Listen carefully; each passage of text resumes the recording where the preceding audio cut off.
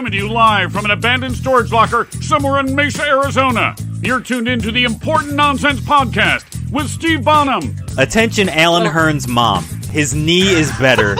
You can stop worrying. And Neil Smith. Even with the concussion, as long as he's cleared, probably don't have a better option. Ooh, boom shakalaka.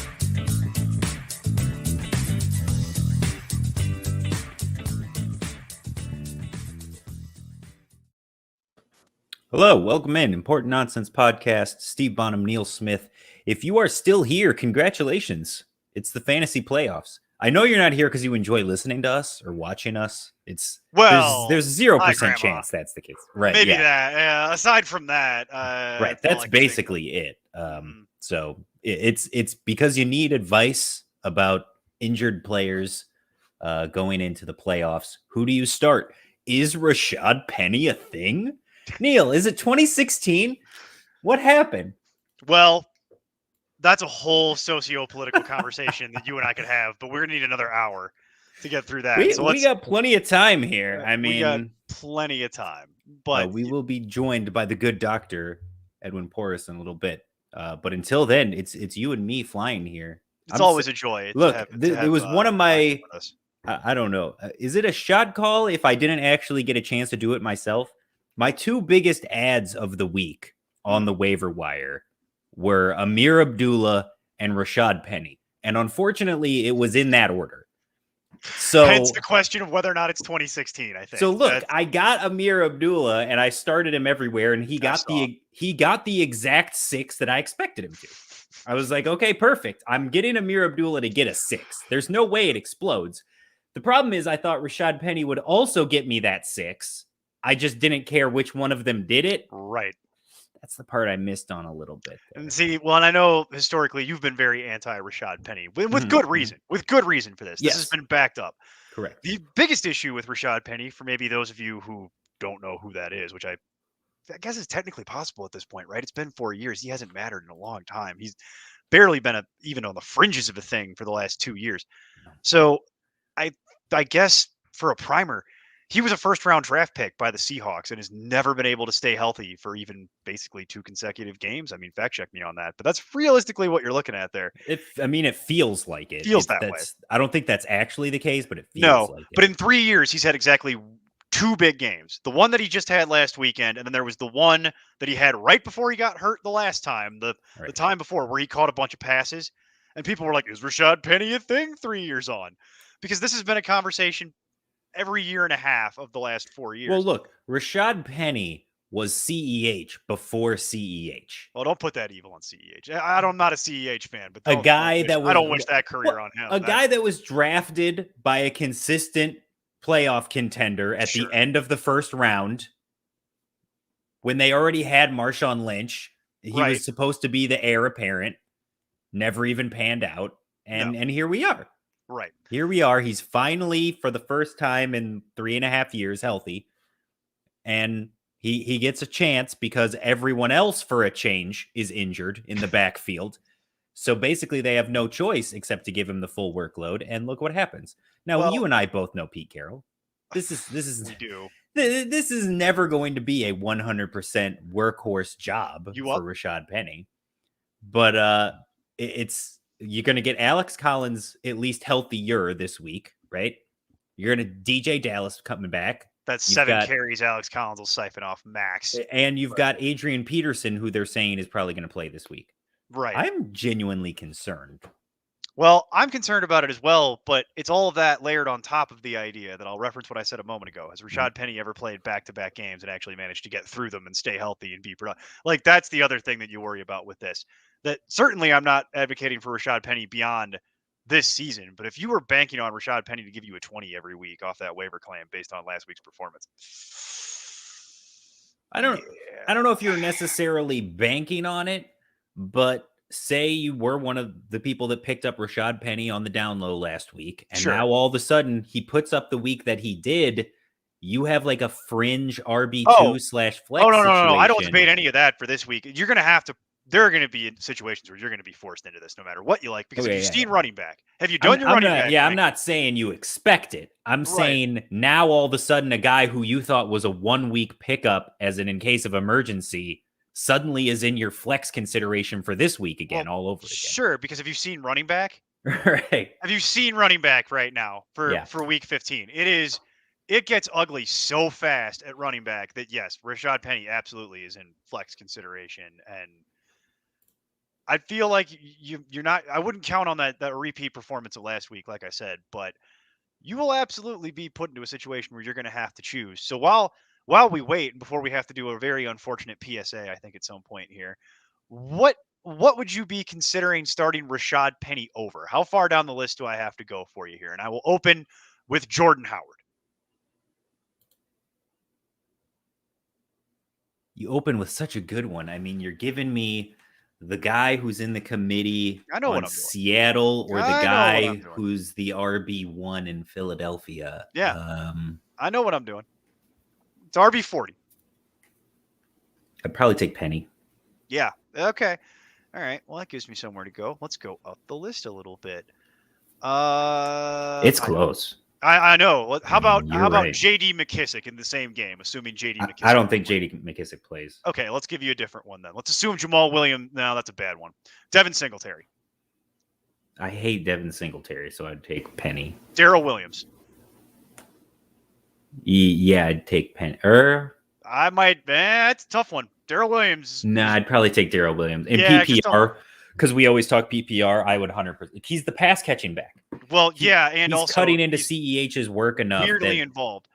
So, by the way, Rashad Penny in the ECR opens the week at 26, and Darrell Williams opens at 31. So that's how close. That's why I started at 40. We're working our way up the list. So this is all just right off the ECR. I would take Darrell Williams, but it'd be real close. How about AJ Dillon? I would take AJ Dillon, but I love AJ Dillon. So okay, how about last one? How about Devonta Freeman? I'd take Rashad Penny. See, it's an interesting one because Devonta Freeman's been sneaky productive. He's been doing all right. I don't like Lamar being gimpy. Yeah, that does kind of throw some cold water on it, doesn't it? And I will say, if it matters to you, Devonta Freeman is playing the Packers. Yeah, I would definitely take Rashad Penny. Okay, so that's really close, just in the ECR. So for you, what you're basically kind of working your way to is the idea that Rashad Penny would have to be the back end of RB2 at that point, and I mean probably the literal back end of RB2. They have James Robinson opening at 23. I have no idea how you could start James Robinson in a playoff game and actually feel good about that. So clearly, right. Honestly, I think we're kind of in the same deal too, where I'd have Rashad Penny closer to 30, by the way. There's a couple guys. I would play Darrell Williams. I would probably shoot my shot. It goes into the bigger COVID talk, but you want to just rip the Band-Aid off and do the PSA here in a second? We can, but like Darrell Henderson right now is on the COVID list, one of many Rams who's dealing with that right now. Yeah. And because of that, I see Sony Michel up at 21. Sure. Now, I understand he had a good week last week because he was getting the full workload. But if Darrell Henderson is back and cleared, are you good with Sony Michel in the top 30 even? No. If Darrell Henderson is back and fully cleared, Darrell Henderson shoots back up and Sony Michel goes back into the 40s where he was before. That's all that is. The game that Sony Michel had, it's a perfect microcosm of his career, right? Is Sony Michel had 20 carries for 79 yards. Right. He had a great game on the ground, RB 33 in PPR. Yep. He does not catch the ball. He's not physically capable of catching the football. No, unless he falls in the end zone like LeGarrette Blount, there you go. It is not going to happen. You're hoping for 80 yards and a score.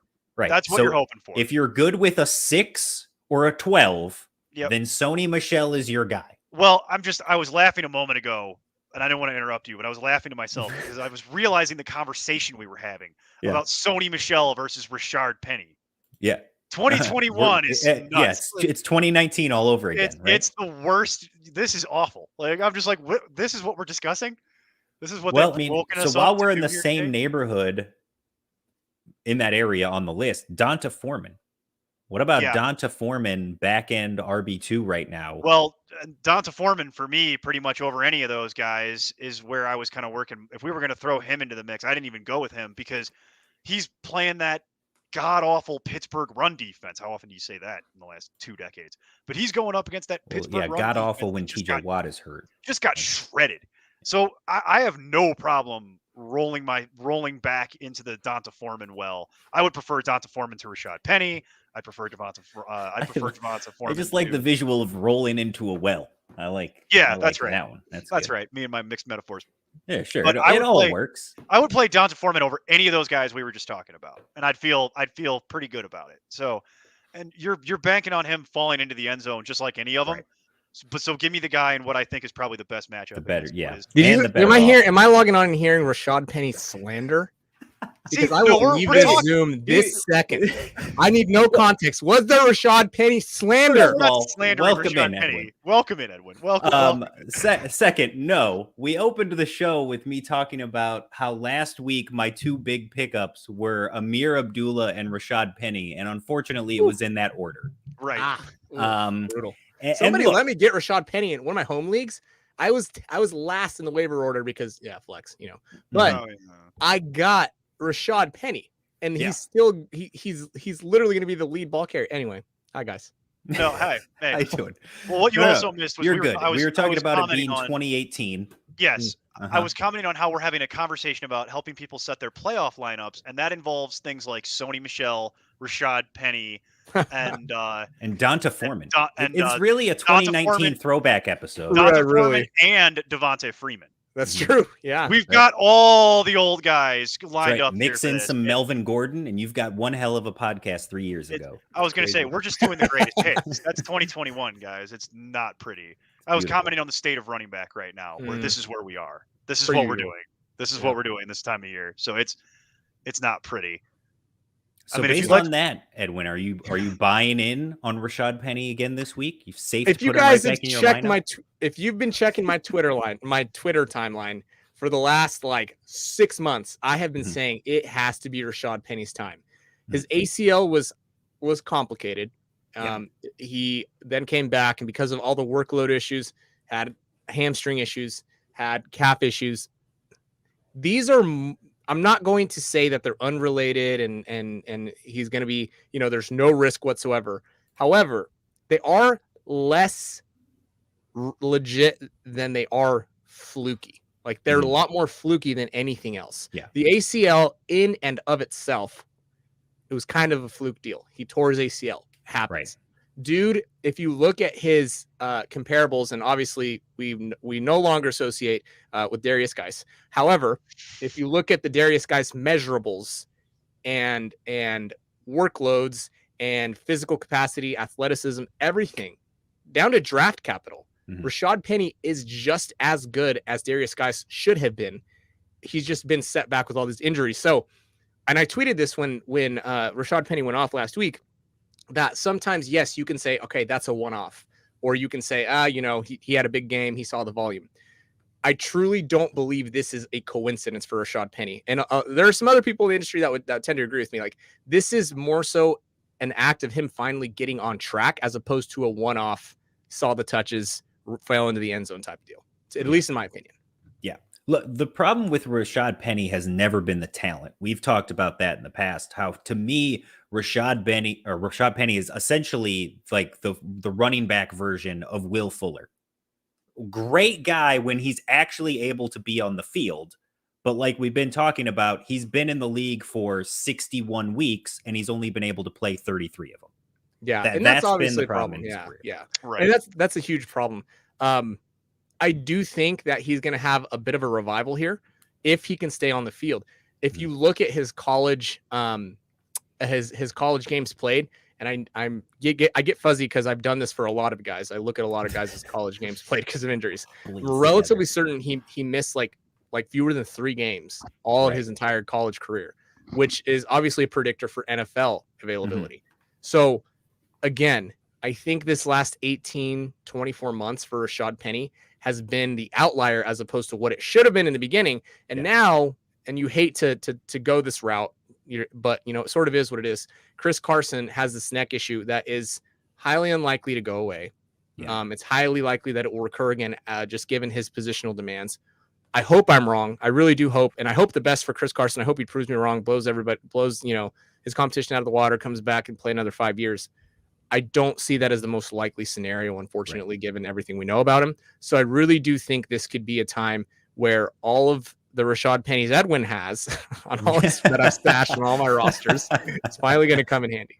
For all these years, finally Edwin, paying off. I don't know if you'll recall this, but the last time that you were on the show with us, your recommendation was unload all your Chris Carson dynasty shares right now. Go do it today if you can. And by the way, at least one person listened to you because I no longer have any Chris Carson dynasty shares. They're all gone. Next one. They're all gone. So you helped at least one person because I went out and got max value on that. Like, no. Chronic neck injury? Do not like it. So it's not great. Here's the thing, though, about this. I will throw one little bit of cold water at you. Pete Carroll never met a running back he didn't like to send you up texts to at 3 o'clock in the morning. I'm a Seahawks fan, so I know Yeah, Pete Carroll. They got to get his phone because he's on there sending you up texts all over the league. Yeah. Like, you up 3 a.m. It's all he does. I actually have a fantasy team called You Up with a picture of Pete Carroll's face for this reason. This is what he does. Yes. So my only concern about Rashad Penny is if he can look. They don't spend. Look, that's why they've had him around for so long. He was a first-round pick. They don't move on from first-round picks unless they really feel like they're done. So if he can turn something on the last 3-4 weeks of the season here and then do anything, maybe they could win all their games and somehow backdoor into the playoffs like they seem to think they can. I have no idea.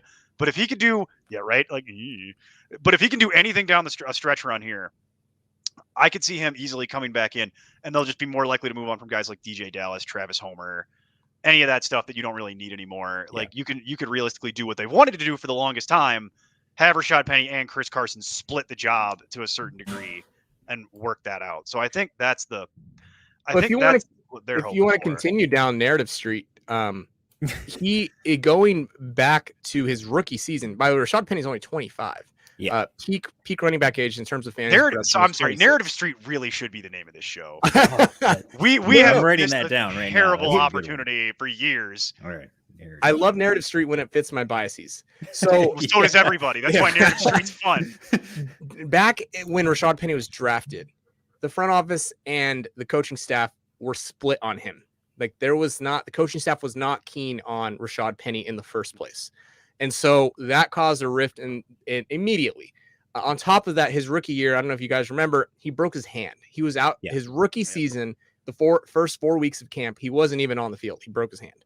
So that automatically is a bad thing. Then in 2019, right? Fast forward to 2019, that month of December, right before he tore his ACL, he was starting to kick it up. They really started splitting carries with Chris Carson and him. And Chris Carson eventually took over the job, because Chris Carson's a good football player. Yeah. But Rashad Penny was well on his way to earning at least 50%, if not leading that backfield before the ACL, the original ACL that kept him out all this time. So we just spent like 20 minutes talking about Rashad Penny. But I love Rashad Penny. This is how this show works, though. That's how this show works. That's why you fit in so well. Go down he's on rabbit holes. Yeah, he's on both of my rosters where I made the playoffs. One of them is in the injury prone invitational with all the pros. Yeah. I snuck into the playoffs on that one. I have him in that, and those are the types of players you need in leagues like that, where it's like the margins are so slim. So I'm excited for Rashad Penny. I mean, if you want to go down Narrative Street even further back in time, David Johnson won so many leagues based on that idea, where you just got really lucky on waivers, and it's kind of like how Rashad Penny worked this year, where it's like maybe I catch lightning in a bottle and suddenly change my fortunes in the playoffs. That's why guys like that. I will say too, if you want to play the narrative game, if there was extra motivation that he needed, we talked about him being a first-round pick. They did not pick up his option for next year, so he is an unrestricted free agent at the end of the season, and he's finally seeming to be healthy and in an opportunity to show what he can do. So he's trying to make money this offseason too. Absolutely. Yeah, whether it's there or elsewhere. Right. All right, Neil, what do you got on the list over there? All right, we're going to do the list, and then we'll do the hopefully very short COVID PSA at the end, because it's not fun. Everybody. It's not fun. But we're going to do a little injury roundup here. So I've prepared a lengthy list, and this was written last night, so some of this is going to get edited by my brain live in real time as we talk about it. We're going to go ahead and skip right to Darren Waller. So Darren Waller did not practice again. He has missed the last 2 games, and it seems like he's on track to miss 3 in a row. So my direct question to you is, will Waller play again? Will Waller play this week? Good question. It sure doesn't seem like it. And to be honest, they added him on. So if you remember, the Thanksgiving game is when he initially injured that knee. And since then, they've also added back to the situation, to the injury situation with him. And it doesn't seem like he's going to play this year. I don't know how, because a lot of the injury report is, I mean, teams can do whatever they want with the injury report. A lot of times, if you consider the position the Raiders are, they just lost by like 40 points. They're not going anywhere. They have an interim head coach. The organization is in shambles. There's a decent chance that, I'm not going to say he's not injured, but they're saying, hey, just take your time. There's no point. They're also down a wide receiver. They're down a wide receiver now. Like, that also happened. What was the injury for him at the beginning of the season that he was a lateral knee? They called it an IT band injury, but those aren't real necessarily. So it was just a lateral knee outside of the knee. So the opposite of an MCL injury. That's essentially what it was. Oh, the opposite side, other side of your knee. Okay. So same knee or different knee that he's dealing with now? Same knee. Same knee. Yeah. So it doesn't seem like we're going to get a Waller, or at least a healthy Waller. Well, you might have actually tipped your hand. I had a secondary question depending on how you answered the first one. Does he play again this season? And you kind of went into it. So I won't make you repeat all of it, but I'm just curious. Point blank, if I asked you that question, yes or no, what do you think? If I had to say, is he going to play rest of the fantasy season? I don't think so. Maybe he'll sneak in a week 17. But I mean, if he's still not practicing, right? Here we're this is, like you said, the 3rd week that he's dealing with this injury. Be the 3rd week, yeah. Yeah. If we're going to get Darren Waller back this season, I imagine it'll be next week, right? These are like 3 to 5. If you're thinking of it like an MCL, because we don't have a lot of good data on lateral knee issues. Right. If you were thinking of it like an MCL, technically it's like a 4 to 5 week injury. So like I was saying, maybe week 16, 17, he has a chance to at playing, but there's a decent chance that if you lost Waller on Thanksgiving and you were on the bubble, you probably didn't make the playoffs. I know that's the case for JJ Zachariason. Shout out to JJ Zachariason, who's in the injury prone invitational. He messaged me, and he wouldn't want me telling anybody this, but I'm going to tell him anyway, because it's a humble brag for him. He didn't want me to tell anyone. He is in 13 of what he called the leagues that he cares about, quote unquote. Everybody has those, exactly. Right? He made the playoffs in 12 of 13 redraft leagues. That's how you do it. And the one that he didn't make the playoffs in is in our league, the injury prone invitational, and he lost Christian McCaffrey and Darren Waller. Yep. So that's probably happened a lot of different places. Yeah. Yes. Well, so it seems like we'll know if we're going to have Darren Waller rest of the way here pretty much by next week. So that's good to know. And frankly, to your point, might not matter to a whole lot of folks, but just in case it does. So I actually wrote down all this whole thing about DeAndre Hopkins, and I was going to end it with, how worried should fantasy managers be? And we know that now. Already done. Out for the rest of the year, folks. Right. There's your update. So this is more of a question for Steve while we're here. AJ, I know you're Mr. Rondale Moore, or historic, or some. Yes, I am. I am a big Rondale Moore truther. Don't lose faith now. Like I've not lost faith. I'm just, for this specific season, I'm not. Okay. I still don't think he has much value. The rest AJ of the Green, way. Christian Kirk, Rondale Moore. I mean, it looked like AJ Green. For right. whatever reason, he seems comfortable going to AJ Green over Christian Kirk, even though he's played with Christian Kirk more. And maybe that should tell us what we need to know Christian about Kirk just Christian not Kirk. good? Is that just what this is? Maybe that. I've had my suspicions. Christian Kirk is the second coming of Traquan Smith, where he's on his 7th year breakout. Okay. I was going to say he's Cordarrelle Patterson. So he's getting the Robbie Anderson treatment, is what you're saying. Yeah. Like he's going to have a monster season once and then just disappear. Gone. That's what's going to happen. Okay. But in that Monday night game, when Hopkins was in and out of the lineup, AJ Green tallied 10 targets, 7 catches for 102. I mean, there have been times this year where he has gotten bursts like that. He started the first 4 games of the season getting 6 targets every single week. Like they've consistently used him in the offense. But for whatever reason, like against Chicago, he wasn't utilized in that blowout. He was barely utilized in the game against Houston. When it's lopsided, they don't seem to get him involved. So what you're rooting for is the Cardinals being in competitive games. And they're finishing the year with Detroit, Indy, Dallas, and Seattle.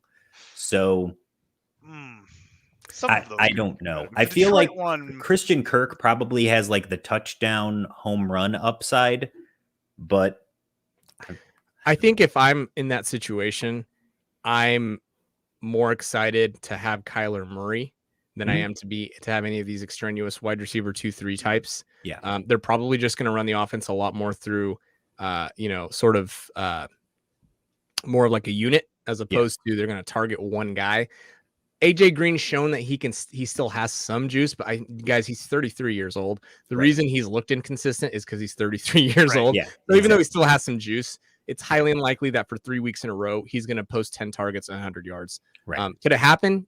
Yeah. I mean, it could, but I would bank on this more so leaning on Chase Edmunds probably now, leaning on Kyler Murray. And that's why I'm the best in the biz, because I segue very well, if that's who we're going to go next. That wasn't, Beautiful. I did this.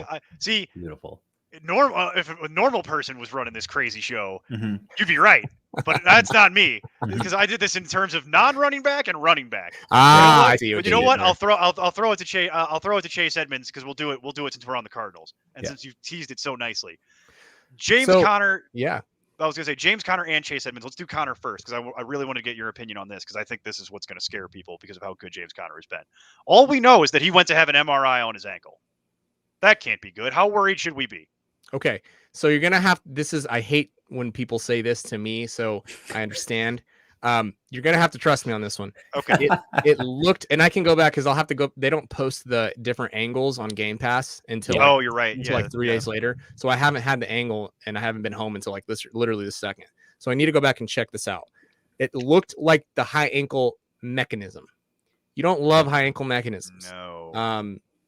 And James Conner has a history of connective tissue dysfunctions that we've talked about at length. He's obviously overcome them to this point, but it did not look good. And then the next play, he was hobbled. He obviously is getting the MRI. We don't hear a lot from Cardinals. And we didn't even know what DeAndre Hopkins' injury was until Schefter came out and said it was a knee. They were calling it a leg. So I'm not confident in James Conner. With that said, I'm also nervous for Chase Edmunds because they chose not to activate him at the last minute. So that tells you that Chase Edmunds is unlikely fully recovered from the high ankle himself. There's already a 20% production dip in players who come back from high ankle sprains in the first week back. And so I'm concerned that he might fall into that bucket based specifically on the fact that he might still be having trouble cutting and sprinting and doing all the dynamic movements that he needs to do. Now, with that said, if you have Chase Edmunds on your roster, you're probably starting Chase Edmunds, regardless of what the situation is, simply because who else are you going to start? Right. Other than Rashad Penny, of course. Sure. Right. Not everyone is that lucky.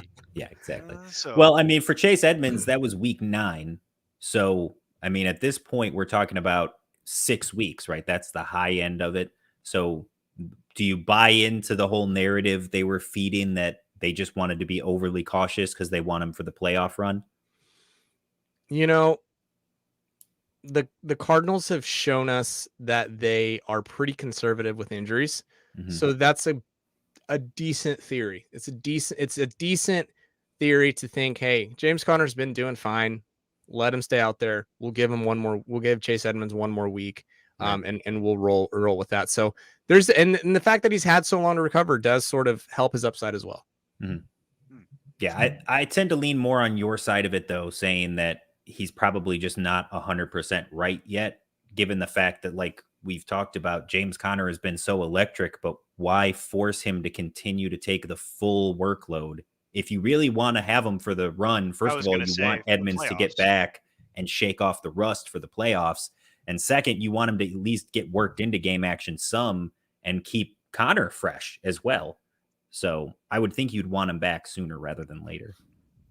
But now, I mean, he may get thrown into it completely. Well, I was going to say, it sounds like we're just going to have to wait and see on James Conner. That's really the answer to that, is make other arrangements, because it doesn't sound great. And we're just going to have to wait and see. And then it sounds like what you're saying is, based on history, if you're in a position to have to play Chase Edmunds, you should be prepared for a 20% dip on whatever you think you would normally get. And that's really good to know, because that might there are going to be times where you might be close on your Yeah. RB2 or something like that. And it's like, I could see that being the deciding factor where you just don't think you can risk it in a playoff week. And you've got something a little safer that maybe doesn't quite have the historical upside of a Chase Edmunds. I could see that being a decision a lot of people have to make. Well, even So- then, before the injury, Edmunds wasn't inside the top. What was it? He wasn't inside the top 20 more than once those last 5 games. I was going to say before. he had kind of slowed down from where he started the season. So, well, I tell you what, let's flip around to TJ Hawkinson. So, because this is one that there's so few tight ends at this point. We've talked several times on the show how we might be just eliminating tight end as a position. We'll just play a flex there instead. Just fold them into wide receiver. Exactly. And then just move on from this whole nightmare of ranking tight ends and talking about them. But in your opinion, how serious do you think that hand injury is? And yeah, let's start there. It's hard to tell, man, because I don't know what the heck the injury was. He just popped up on the injury report with a hand injury. He could have been stepped on. He could have jammed his finger, which is probably unlikely considering he didn't play a whole game. It's probably more than just a jammed finger. He might have had a slip tendon the way that Russell Wilson and Taysom Hill have. Like this, they just say hand, and there was no mechanism to observe. So I have the least amount of information available on TJ Hawkinson than probably any other player right now. So I'm not really much help on that. I know that if he's active, you have to start him. I'll tell you that much. But in terms of what his specific injury is, I would say like a Dawson Knox type injury is the most, likely. I can tell you that he was limited in week 14 on Wednesday and then didn't practice all week and then didn't practice again today. So we probably won't see TJ Hawkinson this week again. Okay, because that was what I was going to say. So I kind of feel like that's the way the wind is blowing on that. However, we don't really know enough. My follow-up question was around what do we think rest of season? That question becomes very hard to answer with the amount of information we apparently have because we can't really give. I was hoping to give similar to Chase Edmunds, like a percentage of like, well, do you think you're going to get 80% of Hawkinson the rest of the way? But if we can't even diagnose the mechanism of the injury, I don't even know how we're going to be able to get. I think if he's out there with a freaking cast on, that would be the only way where I'd say, okay, you might have to stream a tight end. Don't play Jason Witten style from back in the day. Exactly. We're doing all the hits today. I love it. We got Rashad Penny, Jason Witten cast. It's great. So yeah, that's my take on that. Is if he's active and he doesn't have a freaking cast on his hand, start him. Okay. What if the cast is molded to a football? Now you have me. Now you have me right there. What if you don't get to see any footage of him before the game to know if he's going to have a cast on, and then he walks out there? Usually, you get one of the beat reporters that are like, "Oh, so and so is wearing a cast or whatever." Or like, "Oh, so and so is out here warming up." So that's what I'm hoping that we'll see. Hopefully, they'll say that is starting to sound like a research project. Is what that's starting to sound like. So, follow a bunch of Lions beat reporters. You should get yourself an injury analyst, man. You follow @FB Injury Doc. Let him know. There you go. That's true. That's true. And also for $1, you can sign up for Important Nonsense. That's right. We get all the injury alerts that way too. There you go. It's the other way. You can ask Jack whatever you want. You can ask Jack. He'll give you the inside scoop with his watching the Lions Lions. Yeah, exactly. He'll know all that stuff.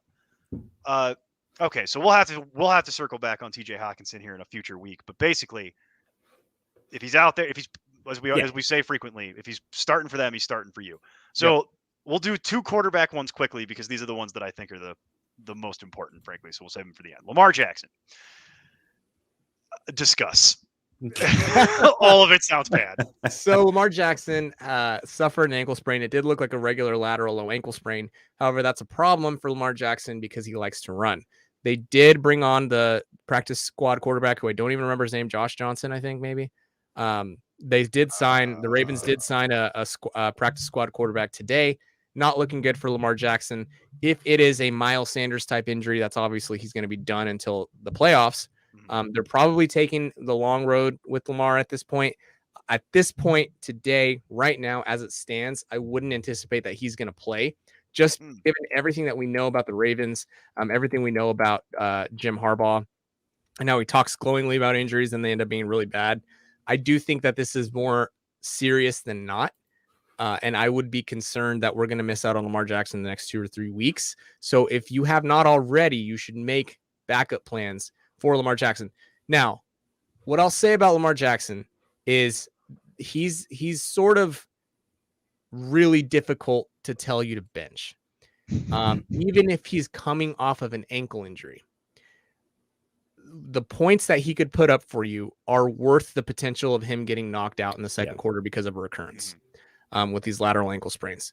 So if anybody asks, you take on the risk, you absorb it. And if Lamar Jackson's active, you're starting Lamar Jackson, unless you have like, I know there's a dude in my league who has like Justin Herbert, and like he has. Okay, he, well like, that's a it's a different totally thing. different. If you've got first world problems, that's I'm not saying- really a problem. But I'm saying, like, if your backup plan is like Taylor Heineke, Yeah, exactly. yeah, One of those see, fringe that's guys.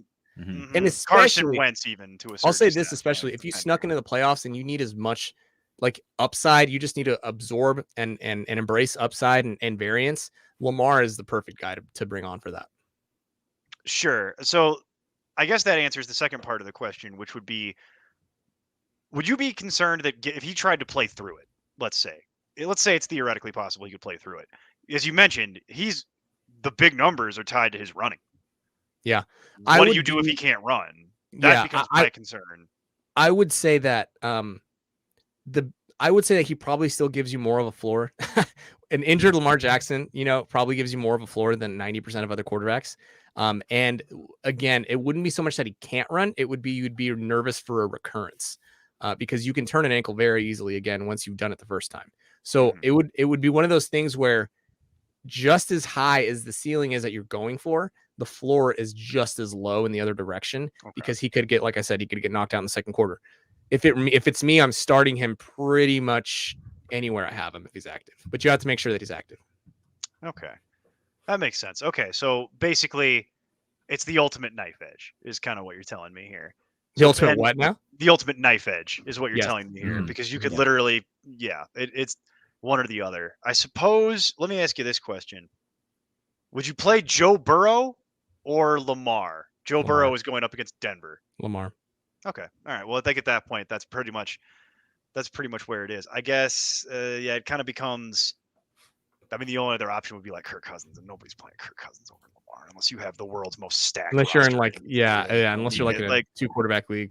Yeah, that's really not want happening. the So, floor. all right. So All right, realistically, well, how about this? So let's say you're in a deep league quarterback wise, and Lamar actually is out. What do you think about discount Lamar, Tyler Huntley? Discount Lamar. That's a great question. Because the whole reason they got Tyler Huntley is because he plays a similar style, so that they could just put him into the offense and not have to change much. So theoretically, he's going to practice all week. Yeah. And he just came in cold off the bench this last week and had a decent performance.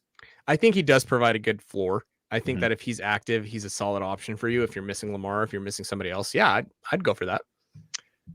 not afraid. I would be less afraid that he's going to repeat last week's kind of up and down weird performance with all the reps. Because I feel like there's a non-zero chance that if you have Lamar, like the backup plan, if you have a league that hoards quarterbacks, like a lot of the leagues we play in, Neil. Oh yeah, we know that. Your backup option could be like Ryan Tannehill or Mac Jones or Matt Ryan. Derek Carr. Yeah, if you've got someone in that neighborhood, I mean, to me, the rushing floor of Tyler Huntley is extremely intriguing compared to those guys where you kind of know what you're getting. It would just depend on the state of my roster and what my opponent is like. Yeah. If I need to shoot for the moon, there's no point in playing Derek Carr. Right. If I need a 20, not a 20. If I need a 15, then we look at Derek Carr. Like if that's all I think I need to win. Like in other words, if you're a 1 seed, you probably are just going with Derek Carr. Yeah, probably. If the rest of your roster can carry you, if the rest of your roster can carry you, I'll take the safety net of not have to ride the Huntley roller coaster. But if I'm a 6 seed and I think I need to win, and I miss the Taysom Hill Express, then sure, I'll take discount Taysom. Even that's what it is. It's discount Taysom at this point. So why not? Like that's kind of where I get to with that. So the other big quarterback injury was Josh Allen. So it's more or less the same question as Lamar. Do we think Josh Allen's turf toe, and you've described turf toe to us on this show before in grim detail to the point that I never want to get turf toe. It sounds awful. It sounds incredibly painful. So are But we it's concerned? such a cute name. It can't is. be that bad. No, Well, it can't be. It's a little turf toe. Yeah. Yeah. So I'm not concerned about Josh Allen as of now. It Mhm. seems like he's doing just fine. The Bills specifically said that it's really not that big of a deal, and it sort of seems that way. So they put him on the injury report with foot, right? They called it a foot. Right. And so he was still limited today, which is a good sign because on a Wednesday, you really want to be at least limited because it's just a walkthrough. Right. Yep. Right. And so he's doing fine. Patrick Mahomes did what Patrick Mahomes did. We're not saying they're the same player, but they're the same caliber. They're at least in the same tier. So I would not be concerned about Josh Allen. Maybe he his volatility is a little higher than normal. He Mhm. might not rush as much, but I mean, he's still going to get those that goal line carry for a touchdown every now and then. So that the toe shouldn't stop him from doing that. So I'm not entirely concerned about Josh Allen. Okay. You're not sitting Josh The Allen. major concern with Josh Allen would be the rushing, right? But we saw him still put up over 100 rush yards in that game last week, still trying to keep them in it. When he was hobbling around on the sidelines, he was still running pretty effectively in the game. And like you said, the fact that he's actually still going through the walkthrough today, seemingly being involved in the game plan, at least at the beginning of the week when he doesn't necessarily have to be out there, I feel like is a good sign. Yeah, 100% agree. All right. Well, that was really all I had because we don't need to talk about Daniel Jones anymore. I've struck it off the list. That conversation solved, asked and answered, solved itself. Yeah. So running back injuries, there are several that are worth kind of going through here. So DeAndre Swift seems, from the reporting, pretty close to being able to return for this week from the AC joint injury that he picked up a few weeks back. That's what the reporting says.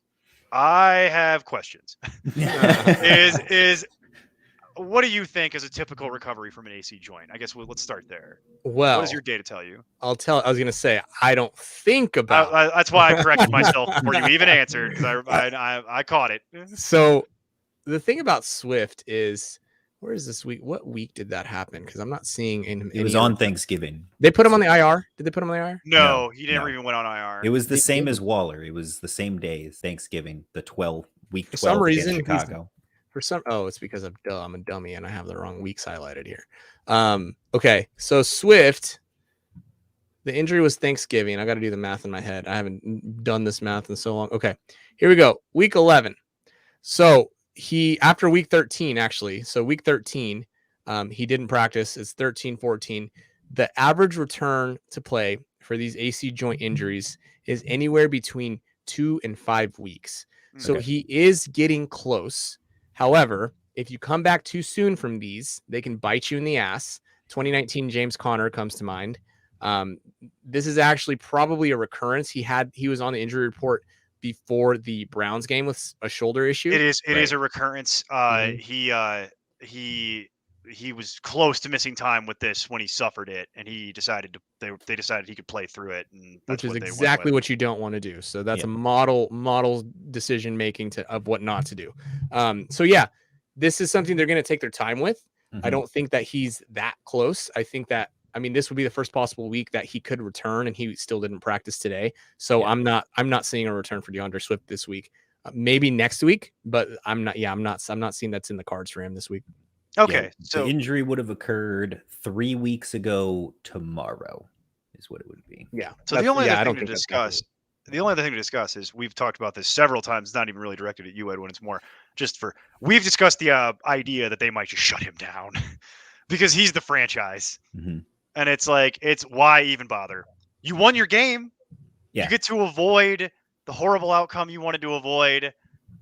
I don't even know what the incentive would be to put DeAndre Swift. They're 1-11-1. Can you just call it a season? I was going to say, can they just forfeit the last handful of games here and just take that perfect record and hang a banner? What was your record? You just write one for a while. That's what it was. So I don't see any incentive. Dan Campbell is going to do what Dan Campbell does, right? That's not. Campbell. I'm not Dan Campbell. I know for me, if I'm calling the shots, I'd probably be looking at DeAndre Swift like, what's the point of putting him back. Well, out there. and you also have to look at it. The players want to come back. Right. That's for fair. the reason he played through it in the first place. Yeah. That's fair. I don't know what they'll do. I can definitely see them shutting him down. But the players are always pushing to play. He's gone this long. And again, the average time lost is 10 days, but that can spread anywhere between, like I said, 2 and 5 weeks. I don't anticipate he'll be back before next week. Okay. Next week at the earliest. So and maybe you get incredible. You said like incentive, Neil. Like for me, I know for him personally, there's probably contract bonuses and stuff he can still play for. That stuff. I mean, right now he is trying to do quick math in my head. He's like 16 yards away from 1,000 all-purpose yards for the season. Oh yeah, you probably would want to go there and do that. I mean, Good I feel like he's at least one more game left. Even if you literally ran out there for a quarter. Yeah. Get the 20 yards and then scamper back to the sideline. Right. Like I could. Okay, that's fair because I'm sure I have no details about his contract. There's likely a bonus naturally tied assuming to it, that there is some kind of incentive. But you'd also want to get to 1,000 all-purpose yards for personal glory, record keeping, stuff like that. That helps you when you get at some point into an inevitable offseason, things like that. You could say I was 1,000 all-purpose yards from this year to this year, all that fun stuff. Yep. So, all right. So it sounds like we're not too optimistic about DeAndre Swift, and then we'll have to just wait and see on Jamal Williams on however that's going to work because that's a nasty situation where he still hasn't been cleared from being put on the COVID list. So we might be back where we were last week, where there's just nothing startable in Detroit at all except for Amon-Ra St. Brown. It's just Amon-Ra at this point. Hawkinson might not play. And Josh Reynolds. I'd still start Josh Reynolds if I was desperate. That's a you thing. I refuse to give up on Josh Reynolds. I've given up 2 weeks ago. Yeah, I know you have. Let's talk about Austin Eckler, though. Let's talk about things that are a lot more important than Josh Reynolds. Sorry, Josh. So Austin Eckler leaves the game early in week 14. The reporting that came out immediately following the game is that, hey, he could have come back if it was necessary to do so. He was limited in practice on Tuesday. I don't even know if he was limited again today. He definitely practiced today. I don't know if he was limited or not. But do you think Eckler's going to play this week? And if so, do you think he would be at roughly his normal 100% output? So Austin Eckler has been a freaking warrior, and he is on the injury report. He didn't practice Monday, and then has been limited. I think he's a game time decision. Which is what Brandon decision for Thursday. I think that's like pretty accurate.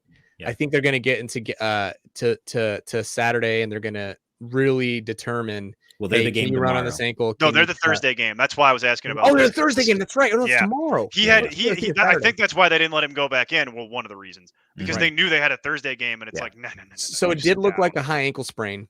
It wasn't fully closed chain, is what it's called. So it wasn't like something like Jerry Judy's. It wasn't like that, and he was limited this week. This is a tough one, right? This is a tough case. Yeah. We don't really know what limited means. Limited could be 100 different things. It can mean you did work on the side. It can mean that you only did individual drills. Right. It can mean that you were actually a full go, but you wore a red non-contact jersey. Limited is very subjective in nature. I think the bottom line is that unless you have, an embarrassment of riches, you're probably starting Austin Eckler. Yeah. You probably have to absorb the risk that you're gonna take on. He might be hobbled. He might re-injure. Those things are all up in the air. If you feel like you have better options, I wouldn't blame you. Just understand that his volatility is through the roof this week. Okay. I highly doubt. This is why I wanted to talk about this, because it's coming up on Thursday. It's a decision you have to make early in the week. Everybody hates doing this. Please stop with the Thursday night football. Let's just do it some other way. That's my own personal gripe. That's never going to change. The whole thing is, how risk averse are you, and also what are your other options? Because I'd have to tell you that you'd have to be pretty stacked at running back before I would think about sitting him down. Because even with the injury and the volatility and the Thursday night game and the short week and all the markers that we just talked about, he opens as RB2 in the ECR. Yeah. So it's like, well, I mean, we talked about the short week impacting it as well. Like you said, he did not practice, which was on Monday, which was of course a projection because it's the Thursday game, so they don't actually get to practice on Monday. And then he's been limited, but obviously they're short week resting him anyway. So I would fully expect him to not be out there. So if they do decide that he's good enough to play, then I would feel confident having him in my lineup. And if they decide, game time decision, they don't want to risk it, they're going to have him sit out, then I think it's all systems go for Justin Jackson. I mean, we saw what he was able to do last year. I will say if Eckler does go, I would trust it simply because the one scenario that Brandon Staley has really shown that I really respected was when they kept Bosa out of the game because of his history of concussions. Even though he cleared the protocol, they didn't put him back in. Like, that shows that they legitimately give a crap about their players. Right. And they're not just robots and machines to them, which is super cool. One. And two, really does speak to how they'll take care of their players. And if they're not ready to go, they won't put them out there. Radically different from Chargers medical staffs of years gone by.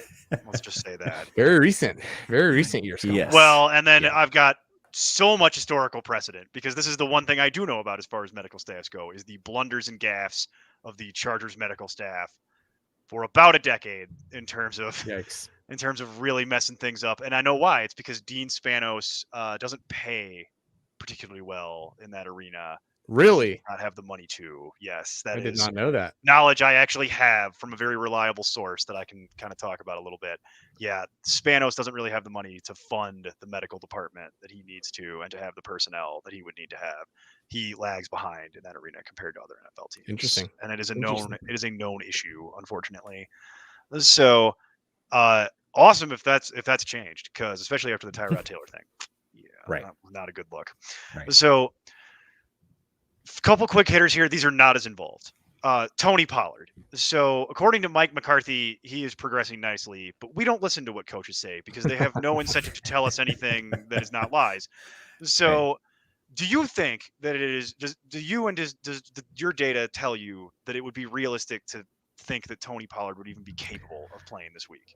I do. I think it's capable. He was limited to, right? Wasn't he limited today? I believe he was limited today. I believe he was limited. So it's funny, right? Because Tony Pollard comes out, tells the whole world, "Hey, I tore the plantar fascia in my foot. Like, it's totally gone." Yeah. And then magically, right after the game, Mike McCarthy comes out and says, "Oh my gosh, I'm feeling so much better about Tony Pollard." It's like, really? Like, come on. When did the Cowboys play? You got to tell me when the Cowboys play.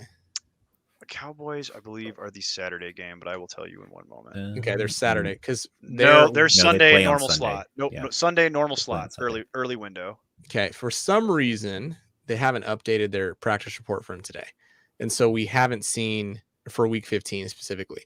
So we haven't seen if Pollard actually practiced, because sometimes you'll see what I've learned is you'll see the Sports Edge blurb, and they'll be like, X players spotted at practice. But then later on, it'll be like they were just there for like 5 minutes and then they left to rehab and they're a DMP. So I'll have to see what the deal is. Back in the building. Yeah, exactly. So we really don't know. In terms of Tony Pollard, this can recover in 1 to 2 weeks. It probably is something that he's going to play through. He's going to be playing through some pain. However, again, unless you have a better RB2, like a solid RB2 instead of Tony Pollard, you're probably rolling with Tony Pollard based on what we've seen. Now, he's not like a must start like Austin Eckler is. But I will say that the plantar fascia injury is one that is really painful to play through.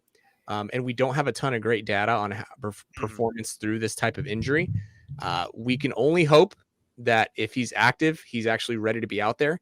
And the Cowboys have done a decent job, other than with Zeke, of course, of putting out healthy players. So I think that Tony Pollard has a chance to play. I wouldn't feel fantastic about starting him, but if I had to, then I probably would. I'd probably do it. Okay. It's an interesting one, isn't it, Steve? Because given that information, roughly, I've got Tony Pollard somewhere at like the close to 40 neighborhood to open the week with rankings, just because of the uncertainty around it. And if we get better data, the closer we get to Sunday, I'll move him up. But I feel like that's where he has to start the week, is kind of in running back purgatory, as I refer to it, where it's like, we don't know. Yeah, I've got him at 34, so firmly in flex consideration. So in that neighborhood of running back 3.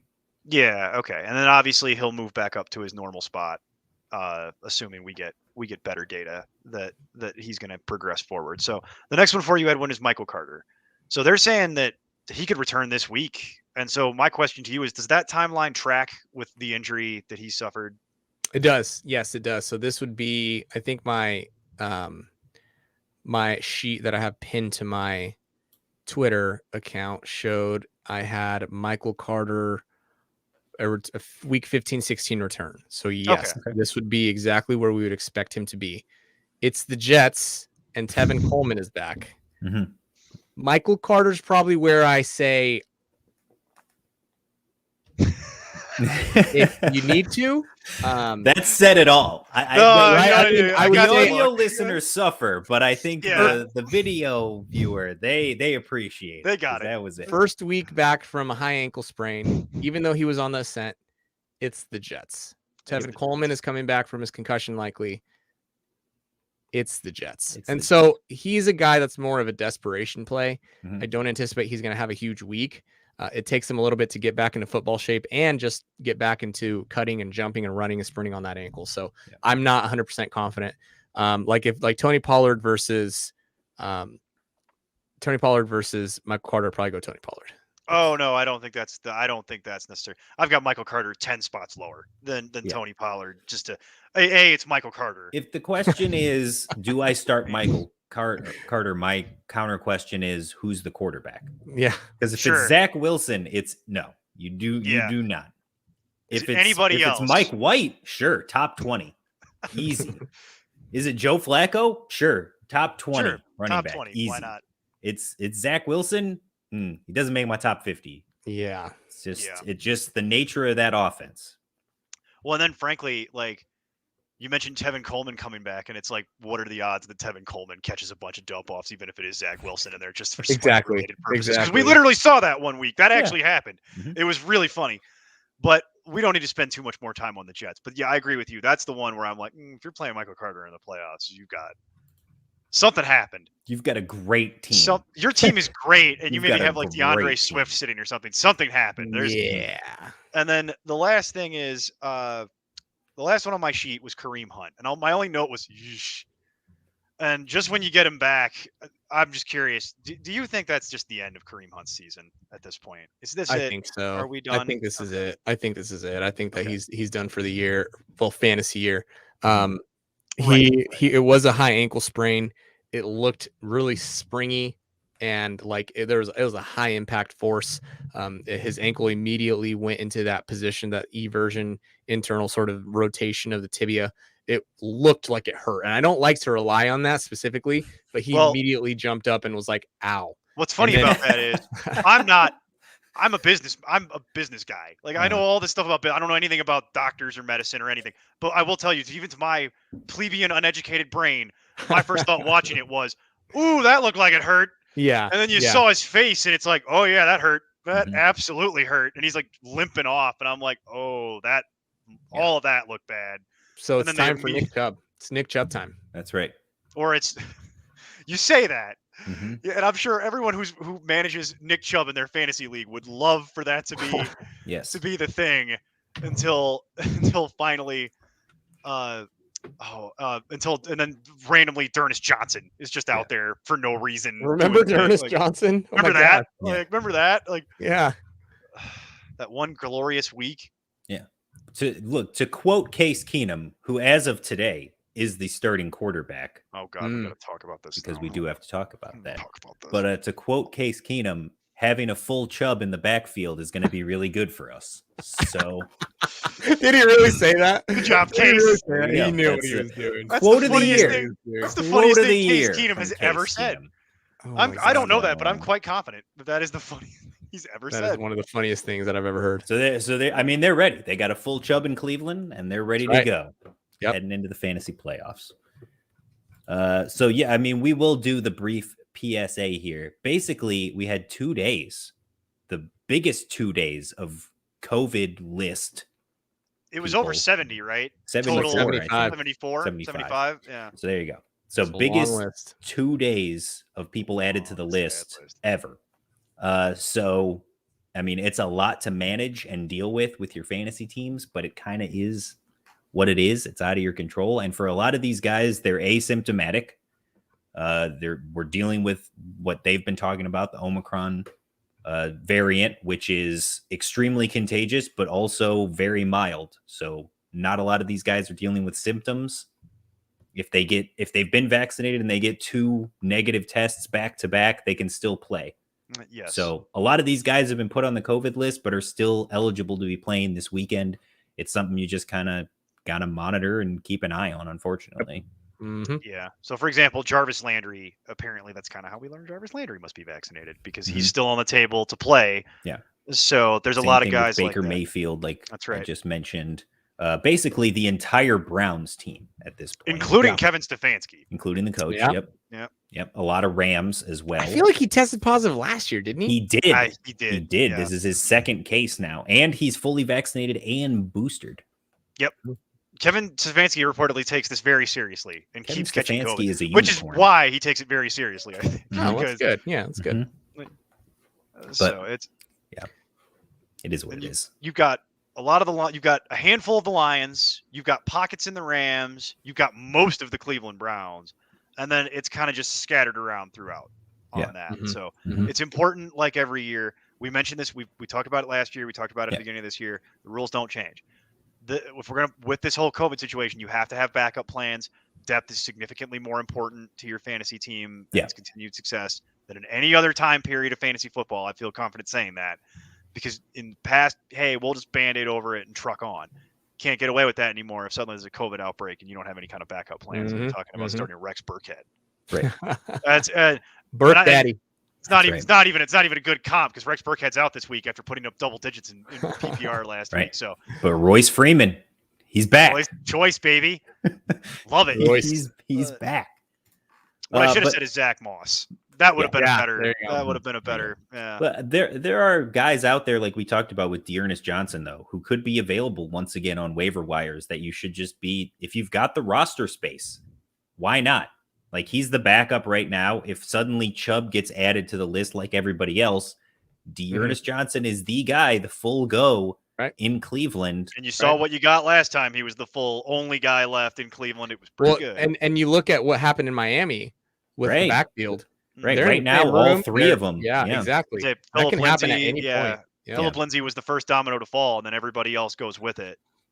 So which is a fantastic question because they have been, what is it? Myles Gaskin was the first one, and I believe that was on Saturday. And he seems to be doing better and is on track to play. But at right now, who is even the starting running back for Miami? They were talking about bringing. Hold on, they were talking about bringing somebody. Malcolm Brown, I thought was. Well, they were talking about bringing him. He's coming back from IR, maybe. But they were talking about signing a free agent actually as well. Is it Duke Johnson? No, they have Duke Johnson on the practice squad, and that is an option for them. But they were talking about bringing in an outside person. I will find this. So that's kind of what it was. They were looking into somebody who got cut recently, and they had him in for a workout to see if he had anything left in the tank. It was somebody who's a little bit. Was it Kerryon Johnson? I feel like I saw that might be Kerryon was working with somebody. It might be Kerryon Johnson. That's why it was somebody. I wanted to say it's somebody who's a little Kerryon. Poor Kerryon really fizzled out. Huh? Kerryon was supposed to be what DeAndre Swift is. That's right. He really was. It really was. And DeAndre Swift is like on his Myles way Gaskin, Savon Ahmed, and Phillip Lindsay are the three guys who are on the COVID list right now. Ridiculous. Malcolm Brown is trying to come back from injured reserve. It says, according to this report, they're also working out Lamar Miller. That was it.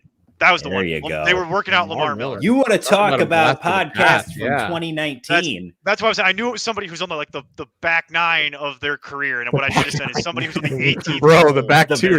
No, I was saying he's in the clubhouse. He's teed off. He's teed off on the 18th hole. He's in the rough. My God, is he in the rough? But he's on the 18th fairway or the 18th rough. He'll get out. He's gonna just keep hacking it out. So they might bring in Lamar Miller, and yes. That's why I wanted to talk about it. He's in a rowboat coasting in the water hazard on 18. That's where he is right now. It's goodness. It's a complete disaster out there. Welcome to 2021, guys. We talked about Rashad Penny, talked about Sony Michel. Lamar Miller makes an appearance. Like this is where we are. We did it. This is what we're doing. We did it. We've gone back in time. Hit it what all. year is it? Yep. So before I sign off here, guys, Mm-hmm. I kept making Steve wait for this to have me come back because I've had a whirlwind of the last 2 or 3 weeks of my life. I accepted a job with the minor leagues for the Twins, and so all the times that we had scheduled, I had an interview and or was trying to figure out my life during that time. So I told Steve, I promise something's going on. If you never hear about it again, it didn't go well. If I bring it up, then you know it went well. Well, I told him, regardless, you got to tell me because I need to know. Here we are. So here we are. That's awesome. Nice. That's why it's been so in the middle of that I went through like a week-long period of like, okay, I have this interview. Okay, now I have to,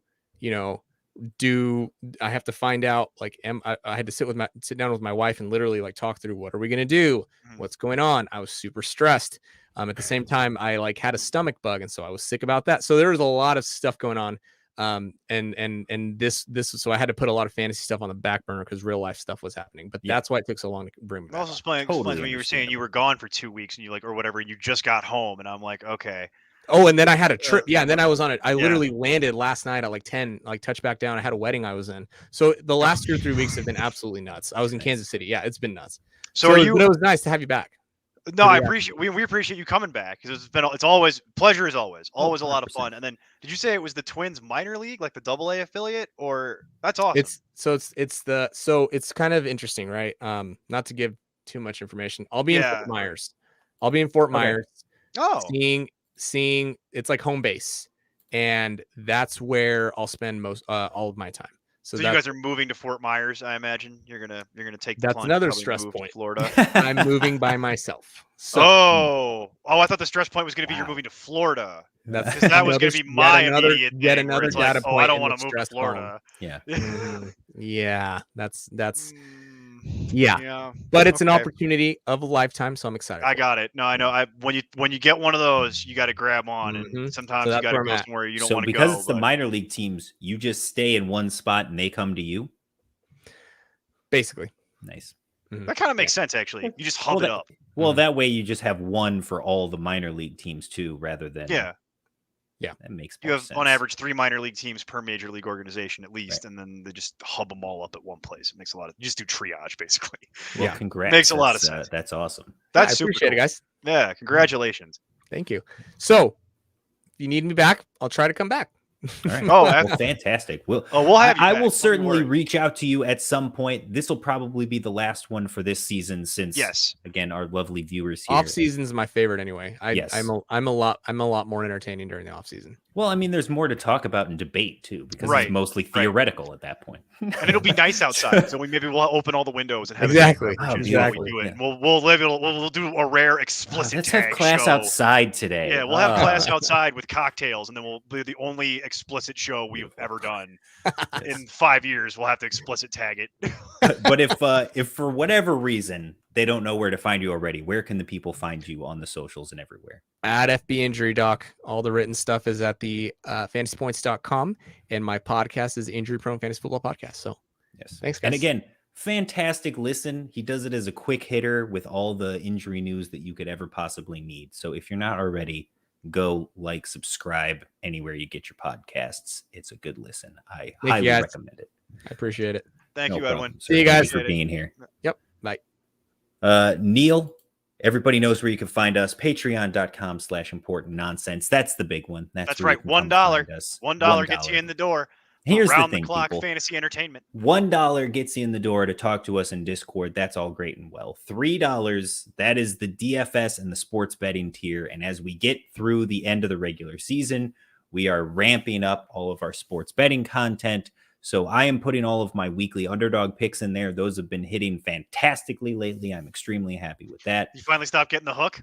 Yeah, exactly. It's a lot better than the advice I've been giving on Locked In, which you can watch on Thursday nights during the halftime show. So that's more entertaining than it is actually solid advice to live by. The $3 is worth it to get Vishal and Mason's stuff. Yeah, Vishal and Mason. We talked about it on the Locked In show last week, but Vishal remains in the top 5 of every category on the Betting Pros accuracy rankings, and Mason is still the uncontested number 1 on the money lines. They put their picks in our Discord every single week. So again, if you come in, take their picks, their 5 that they do every week, just play those games. You've already made back your monthly subscription just in 1 week playing along. Well, and I would say this too. They're a little bit smarter than the average bear. They're not going to pick every game for you. So if you wanted somebody to pick every game, there's a million outlets for you. What they're going to do though is they're going to pick winners. They're going to pick things for you to make money on.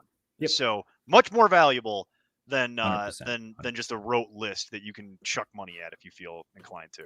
Yeah, and again, we talked about it briefly on the show last week, but if you're not already following along with what we do on Thursday nights, locked in during the halftime show of the Thursday night football game, we play underdog, pick 'em, and we have a lot of fun doing it. But like I mentioned, when you look at the actual the picks that these guys are making on a weekly basis, the streak and the run that they have been on, like right now for the season, Mason, like I said, number 1 on the money line because he is 56-16. Yeah, he's hitting at an 80% clip. That's gross. So when he gives you 5 money line picks in our Discord, that means that on average, 4 of those 5 are making you money. So it's an unreal accuracy percentage that these guys are running on right now. They give you the best picks they can. All that information's on our website. And again, we're going to be doing that through the playoffs, and we'll be doing it up to the Super Bowl. So if you're not already a patron, come join in. We're still got a lot of content coming to you through February at the very least. That's right. So we're not shutting down just because the fantasy football proper season is getting ready to wrap up. If anything, now you just transition into your different. If anything, we're doing more work now. Well, I was going to say you just change addictions.